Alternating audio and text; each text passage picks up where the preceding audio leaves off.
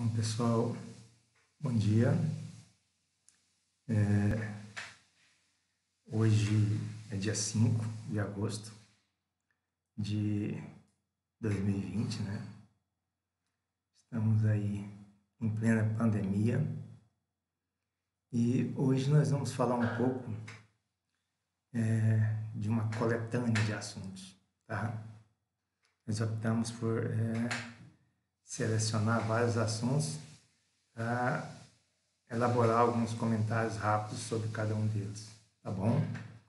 A primeira questão que eu pretendo enfrentar aqui é o retorno das aulas presenciais, tá? Porque, na verdade, o que se espera em uma federação, uma época federativa como a nossa, é que haja sempre uma coordenação geral. E essa coordenação, via de regra, emana sempre do governo federal, obviamente, em sintonia com os estados e municípios, de forma que você tenha uma norma geral a partir da qual se organize o retorno às aulas, a partir da qual se organize o enfrentamento da Covid-19, da pandemia, enfim, se organize todos os aspectos mais relevantes da vida social, sabe, das pessoas que vivem nessa federação, objetivamente falando, tá? Mas o que nós temos? Nós temos uma falta de coordenação, né? Seria necessário um acordo federativo, né? Que conjugasse a esfera federal, a esfera estadual e a esfera municipal, de forma que não tivéssemos essa profusão de propostas de retorno às aulas. Em alguns casos, você tem as mais variadas observações, né? Que só vai voltar em 2021. Outros, que é preciso retornar, nós temos a vacina para que isso retorne, enfim. Então, são uma série de questionamentos, de observações que acabam perdendo o seu sentido nesse contexto, tá? Então, seria muito necessário que nós tivéssemos um governo federal, coisa que aparentemente nós não temos, né? Porque um governo que se preocupasse em governar, sabe? Em atuar efetivamente enquanto o órgão que coordena esses processos e essas ações tão necessárias para a vida da sociedade brasileira, tá bom? Bom, em via de regra, na sequência do que eu acabei de dizer, nós continuamos sem o Ministério da Educação. Não há. Assim como não há governo federal. Continuamos sem o Ministério da Saúde, porque é uma bobagem atrás da outra, na verdade.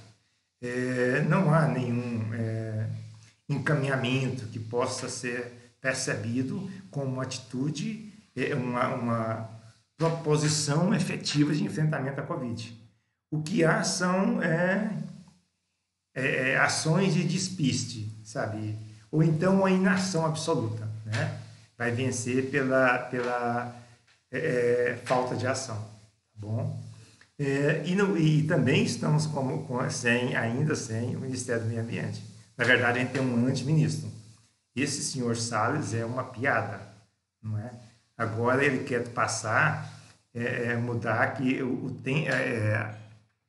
enfrentamento das queimadas, do desmatamento na Amazônia deve ser para o ano de 2030. Então é um tipo de coisa assim, ele quer tirar do governo do senhor Messias, considerando já que o senhor Messias vai ser reeleito na perspectiva dele, enfim, 2030. Então não vai restar mais a Amazônia, eu acho que isso carece de lógica, mas merece um enfrentamento sistemático de parte da sociedade relacionada a esse aspecto, tá? Que é o meio ambiente, tá? A preservação do meio ambiente. Então não temos o Ministério da Saúde, do Meio Ambiente e da Educação. É uma coisa que falta, né? Porque, na verdade, esse governo ele fala sempre a partir do senso comum, a partir do improviso. Não há planejamento, não há nenhuma projeção, não há uma política elaborada, delineada, estruturada para nada. Para nada. Vai fazendo as coisas conforme vai acontecendo, assim, de acordo que vão surgindo. A única coisa que há delineada e estruturada é esse projeto de contaminação em massa. Tá? E que ele tem se empenhado para isso, a gente tem que reconhecer isso, mesmo os críticos desse governo. Tá? E também é o projeto das férias, né? O projeto do populismo, sabe? O projeto, eu diria, mais megalomaníaco e messiânico que já surgiu no país desde a história, desde a proclamação da República. Tá?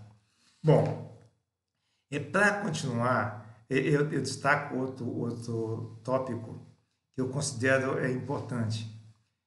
Se nós temos aproximadamente 750 mil indígenas no país, ou as comunidades indígenas no país, elas somam aproximadamente 750 mil cidadãos ou pessoas, não é? Na verdade, no Brasil são pessoas que não têm acesso aos elementos básicos da cidadania. O que está acontecendo com eles é complicado, sabe? Vai aumentar as queixas no Tribunal de Haia, porque se trata efetivamente de um genocídio. Tá? Se por acaso chegarmos na casa dos 30, 40 mil mortos das comunidades indígenas, isso é gravíssimo por falta de atendimento, enfim. E há um desprezo que já foi declarado na retórica, nos discursos desse governo, tá? Em relação aos indígenas, em relação às minorias da sociedade brasileira. O que demonstra outro aspecto visível da atuação desse governo. Quando ele atua para destruir e nunca para construir. E isso não tem muito de conservador, isso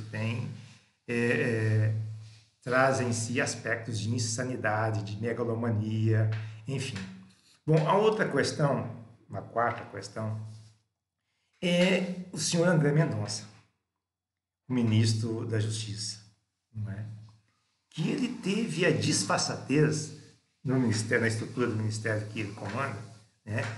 O senhor André Mendonça, que é um doutor, de fato, pelo que se sabe, terrivelmente evangélico, e ele tem muito mais de pastor do que de profissional do judiciário, tá?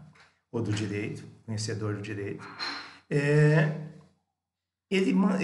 Uma das secretarias que ele criou, uma das secretarias ligadas ao Ministério da Justiça, elaborou um dossiê antifascista. Sabe, isso é inacreditável.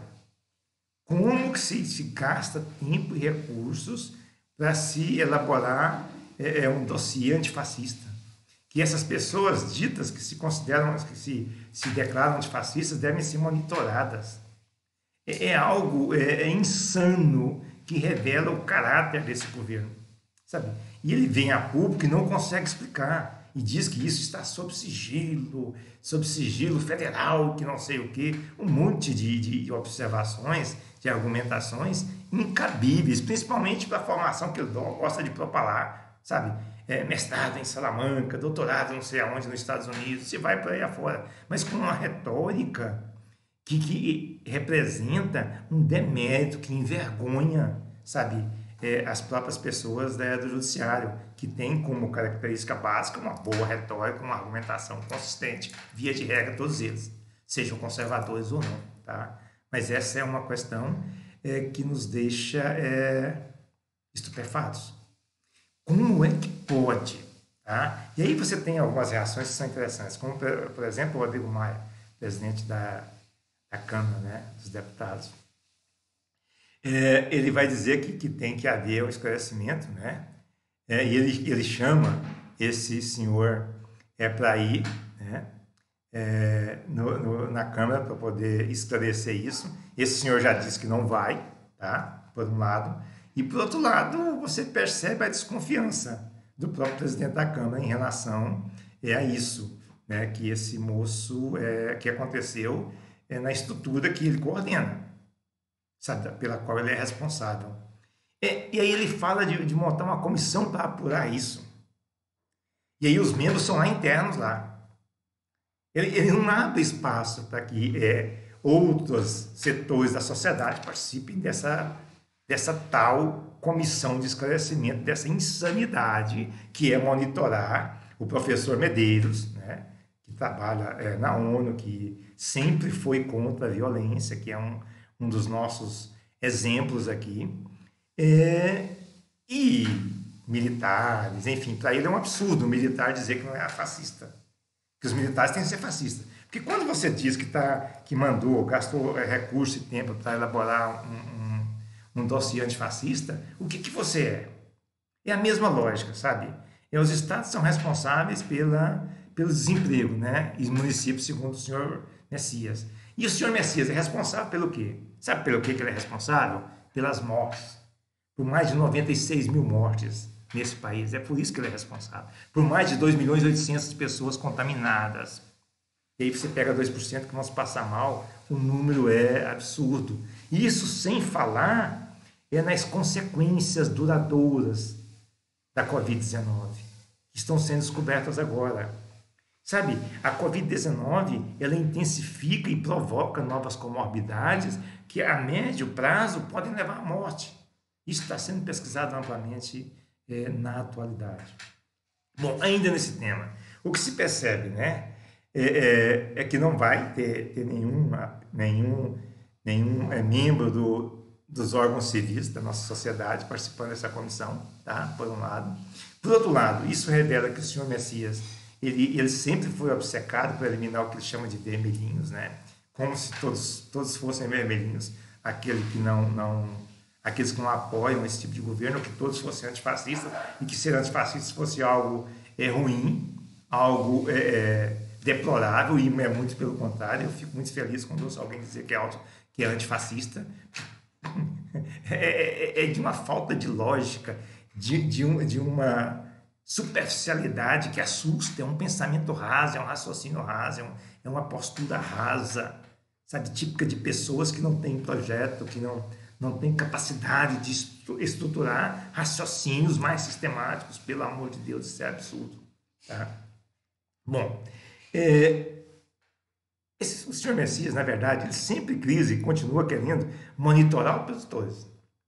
Ele tem que ter um sistema de investigação própria, de comunicação própria. Ele diz que tem... É um megalomaníaco, literalmente, né? É uma pessoa que tem o controle de tudo. Ele diz que é Messias, mas não faz milagre. Mas ele é Messias no sentido, na cabeça dele, sabe? No sentido de ser onipotente, onipresente, onisciente. É uma coisa extraordinária. E sim, é um caso que vai ser estudado pela psiquiatria no futuro, seguramente. Se é que já não tem gente estudando agora. Mas assim, aí as pessoas ficam com medo de se manifestar, porque se alguém que é antifascista, que se declara antifascista, ele é monitorado, o que vai acontecer com quem critica esse governo? O que esse governo está pensando de fazer com as pessoas que criticam esse tipo de insanidade, esse tipo de absurdo que acontece no bojo desse governo federal? Que não se importa com a saúde, que não se importa com o meio ambiente, que não se importa com a sociedade em geral, a não ser aquela que o apoia, que não se importa com nativos, que não se importa com as minorias, que é homofóbico, que é preconceituoso. Dá o que pensar. E ainda tem quem apoie, sabe? E aparentemente são muito obcecados também, tá? Bom, surgiu uma nova figura para contestar isso. Ainda bem. Embora os prazos vão vencendo, a gente não vê a resposta, sabe? Parece que está contaminando o vírus da ignorância desse governo e do despreparo, está contaminando as outras áreas, não é? Porque é uma série de decisões do Supremo dando prazo para o governo, seja do Barroso, seja da Carmen Lúcia agora, dizendo, olha, você tem 7 dias para se manifestar sobre isso, e o governo não se manifesta. E o prazo vence, e então não vou falar nada. Não há órgão de fiscalização, enfim, e ficamos nós aqui, não é? E a Carmen Lúcia deu 48 horas, ou seja, 2 dias, para que o Ministério explique, sabe, esse dossiê antifascista. Que nós já temos uma judicialização clara da política no Brasil. Tudo vai para o judiciário. É como se o judiciário estivesse de certa forma, governando, junto com o Congresso, que é de onde, apesar das críticas, saem algumas decisões e alguns posicionamentos que são minimamente aceitáveis, não é? Bom, na verdade, segue-se a improvisação, né, desse governo, o despreparo, né, e os posicionamentos e ações absurdas, que se não revelam uma ingenuidade, revelam uma ignorância, sabe, e uma determinação doentia em prejudicar, doentia em atrapalhar, doentia em impor óbices ao andamento dos processos que sejam no tratamento da Covid-19, no enfrentamento da Covid-19, que seja no enfrentamento do caos que está se tornando a questão do meio ambiente no Brasil. Nós estamos perdendo mercado, nós somos um dos países que somos mal vistos por conta disso. As pessoas vão se afastar do Brasil, não querem ficar perto do Brasil, inclusive em termos comerciais. E o pessoal bate palma para isso, e vem o ministro Salles, né, o antiministro, e vai dizer, olha, em 2030 resolve-se isso. Bom, e o que nós temos nesse governo, né? Delírios persecutórios, com certeza, quando ouve o que eu falo, pensa que é uma perseguição. A megalomania e o transtorno paranoide, sabe? De se achar importante demais, de se achar sábio demais. Esse governo sabe tudo. E a sua postura messiânica, né? E aí eu diria que a existência de um Messias no Brasil está levando à proliferação de novos Messias. Eu parto para a última coisa que eu queria tratar aqui, sabe? É sobre o pastor da Igreja Mundial, o senhor Valdemiro Santiago, que ele vai vir ao YouTube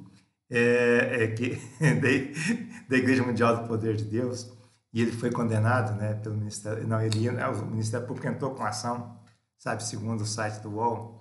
Porque no canal do YouTube dele, isso então é fácil de vocês comprovarem, ele vendeu sementes de feijão, né, e afirmou que se fossem cultivadas, elas curariam o novo coronavírus. Sabe, às vezes eu acho que ele não deveria ser processado, porque isso poderia ser comprovado com atestado médico, inclusive, que foi curado do coronavírus, sem ir no hospital, sem nada, seja um caso leve, moderado ou grave. E ele vendeu a semente por R$1.000 cada. Então, eu não sei se ele deve ser processado. Por que não se processa o senhor Messias, que não é médico? Para ser médico tem que estudar uns 10 anos, é complicado. Todo e qualquer profissional da saúde, das mais variadas áreas, a formação deles é muito rígida, é muito rigorosa. Sabe? Tem que haver um preparo que vai se estruturando a longo prazo.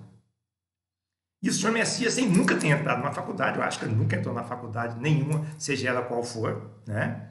Ele se diz um portador de onisciência, sabe? Acerca do conhecimento médico. Ele sabe tudo de tratamento médico, que pode indicar cloroquina, ivermectina e não sei mais o que. E não foi processado para ressarcir, porque muito mais gente seguiu o senhor Messias para tomar cloroquina enquanto prevenção ou tratamento da Covid do que as pessoas conseguiam esse senhor aqui comprar a R$1.000 cada grãozinho de feijão e plantar para cuidar da cloroquina. Imagina, você vai pegar o grãozinho de feijão, vai plantar, né? E aí ele vai ser cultivado, e até quando que é esse processo, que fecha esse processo, né? Você vai comer o feijão, você vai comer a folha do feijão, ou você vai ficar simplesmente contemplando o crescimento do feijão, enfim. Mas ainda está na mesma direção, sabe? Apresenta o mesmo conteúdo que o senhor Messias com a tal da ivermectina e da cloroquina. Então, se processa um, tem que processar o outro, tem que ter a isonomia. Por que um Messias tem mais tem privilégio em relação ao outro Messias, sabe? Porque um é megalomaníaco, um tem o poder supremo e o outro quer ser fazendeiro só. E aí eu falo de cadeira, porque eu já pesquisei sobre religiosidade, então eu sei como que funciona isso. Essa vinda de milagres, que prejudica a vida de muitas pessoas, mas ela não tem uma propagação tão intensa quanto a fala de um presidente da República, mostrando envelope de cloroquina para a EMA, mostrando envelope de cloroquina nos seus vídeos, nas suas lives, e falando sobre isso o tempo inteiro. Quando você olha para a figura do Senhor Messias, é como se eu tivesse zangado o tempo inteiro, sabe? E quando ele não está passeando de férias, né? Se ele for filmado sentado esperando alguma coisa em alguma cerimônia, você vê ele com a cara fechada, com aquele olho esbugalhado, como se estivesse pronto para destruir o ambiente. Ele só dá sorriso quando ele está andando na moto, no jet ski, no helicóptero, e assim, sabe, entrando em padaria, em farmácia, e sem máscara, ou quando ele está no Piauí, né, abraçando as pessoas, ou em Bagé. Então, o messianismo no Brasil está proliferando. E para você condenar um Messias, um falso Messias, como o senhor Valdemiro Santiago, da Igreja Mundial do Poder de Deus, nós temos que pensar, se é que nós somos uma república federativa, né? Se a ação for republicana mesmo, é que o senhor Messias tem que ser processado também, tem que responder por isso. Tá? Bom, esses são alguns assuntos que estão circulando hoje. E esse da ministra Carmen Lúcia, ex-presidente do Supremo Tribunal Federal, vai dar o que falar. Porque realmente nós chegamos ao ponto de uma polícia política se instalar nesse governo messiânico. O governo messiânico que está fazendo escola. Vão surgindo outros messias, porque eles se veem no direito também, né? De surfar essa onda de o povo acredita em que ivermectina não lê a bula, né? E que vai curar a Covid, então vamos atrás disso. E aí o outro vem dizer que feijão é uma coisa boa. Daqui a um pouco alguém vai dizer que algum tipo de veneno serve para isso também.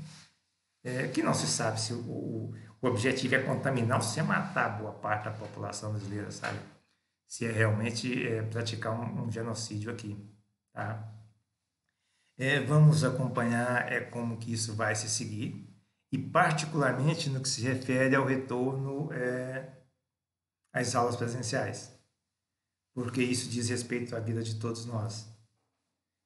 O que está acontecendo, que está sendo desvelado nesse contexto de pandemia no Brasil e particularmente em Goiás, é que a informação ela está truncada.